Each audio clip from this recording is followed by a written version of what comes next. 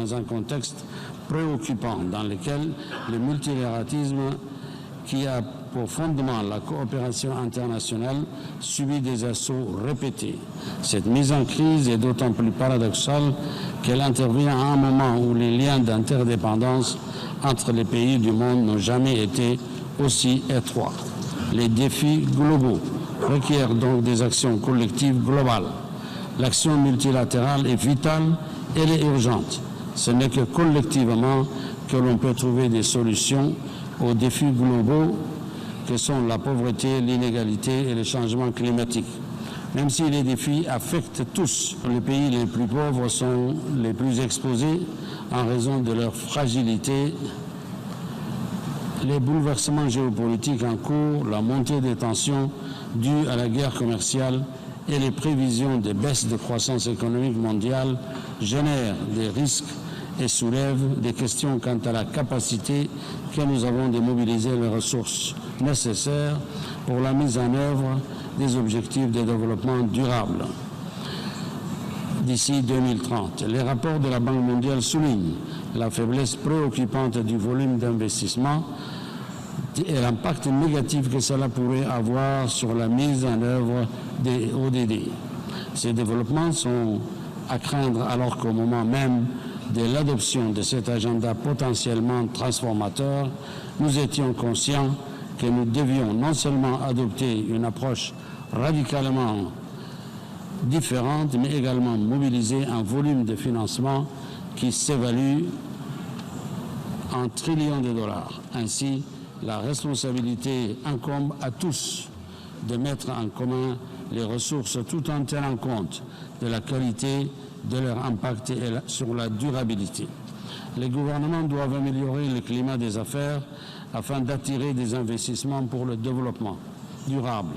Le secteur privé doit centrer ses efforts non pas sur des investissements à court terme, mais dans le long terme. Il s'agira également de rechercher ensemble des solutions innovantes afin de mobiliser le financement pour les objectifs de développement durable. Monsieur le Président, dès février 2014, Djibouti a instauré l'assurance maladie obligatoire pour la tranche active de sa population, ainsi qu'un programme d'assistance sociale de santé pour toutes les personnes préalablement identifiées comme n'ayant aucun revenu. Au cours de ces 5 dernières années, des efforts considérables pour renforcer et étendre cette assurance aux populations migrantes et réfugiés accueillis à Djibouti ont été prises. Djibouti réaffirme ainsi son attachement aux engagements pris dans la cible 3.8 dans le cadre du programme de développement durable à l'horizon 2030 pour parvenir à la santé pour tous. Par ailleurs, Djibouti a résolument fait le choix de s'orienter vers un système de santé numérique intégré, centré sur le patient afin de développer l'assurance maladie universelle, l'extension vers la couverture sanitaire universelle et ainsi créer les conditions d'un système d'information sanitaire plus performant. Djibouti est également déterminé, mesdames et messieurs, à lutter contre toutes les inégalités et plus particulièrement celles relatives au genre en mettant cet objectif au cœur de son agenda politique.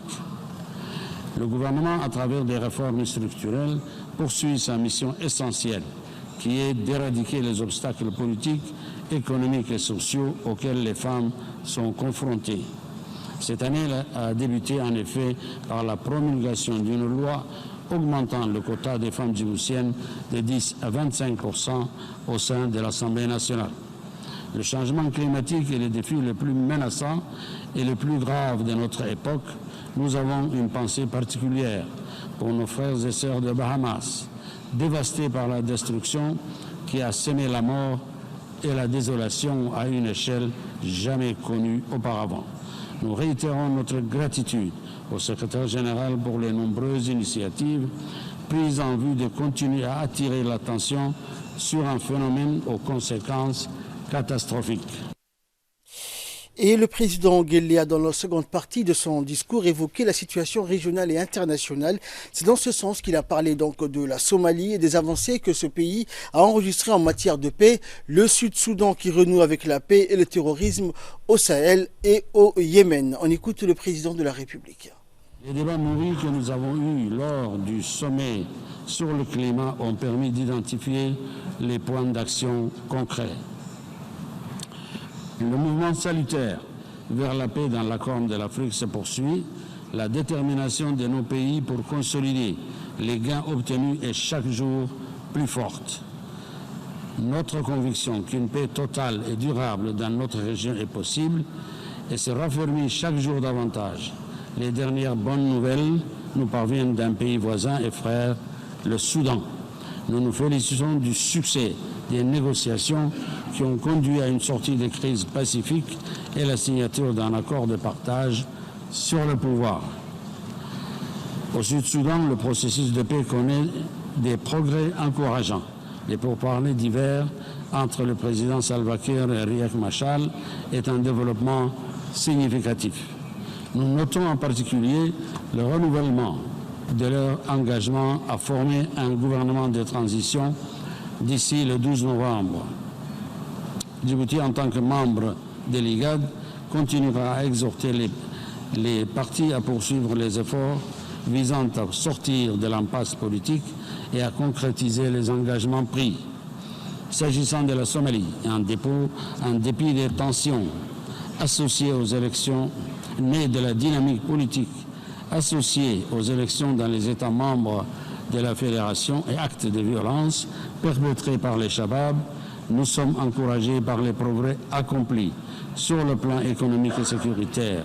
Nous devons redoubler d'efforts afin d'aider la Somalie à atteindre ses objectifs prioritaires, à savoir les élections fédérales, le renforcement de la sécurité, la mise en œuvre des réformes économiques ambitieuses et l'allègement de la dette.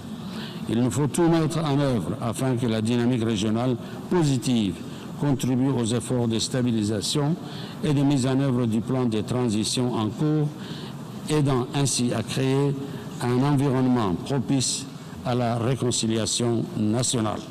Nous demeurons confiants que les relations entre mon pays et l'Érythrée s'amélioreront encore davantage et que les questions en suspens seront définitivement résolues. Djibouti demeure profondément attaché à la paix et à la promotion des solutions bilatérales saines et vigoureuses avec l'ensemble de ses voisins. Nous devons ensemble inlassablement travailler à l'accélération des efforts visant à promouvoir l'intégration régionale.